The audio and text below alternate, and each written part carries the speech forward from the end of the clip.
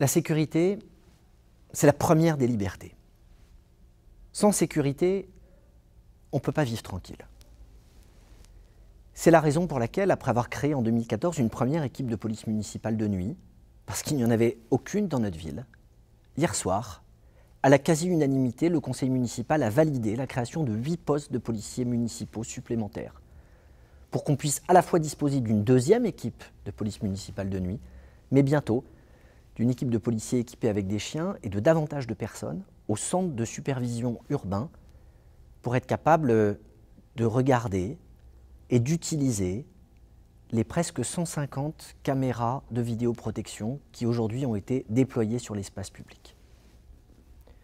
Je sais que les caméras, ce n'est pas forcément la panacée, mais ça permet de prévenir, ça permet d'empêcher et ça permet surtout, dans beaucoup de cas, de retrouver les auteurs des actes qui sont poursuivis. On ne peut pas faiblir sur les questions de sécurité, parce que c'est comme ça qu'on pourrait le vivre ensemble. Et à part quelques extrémistes qui sont ou dans l'instrumentalisation ou dans le déni, l'écrasante majorité des Angevins aspirent à vivre tranquille, sans nuisances sonores, sans rodéo, sans insultes sexistes, sans climat de tension. Vous pouvez compter sur notre détermination totale, sur celle de l'équipe municipale, pour faire de la sécurité une réalité et de la lutte contre l'insécurité une priorité, comme ça l'a été au cours de ces dernières années. Mais c'est aussi l'affaire de tous.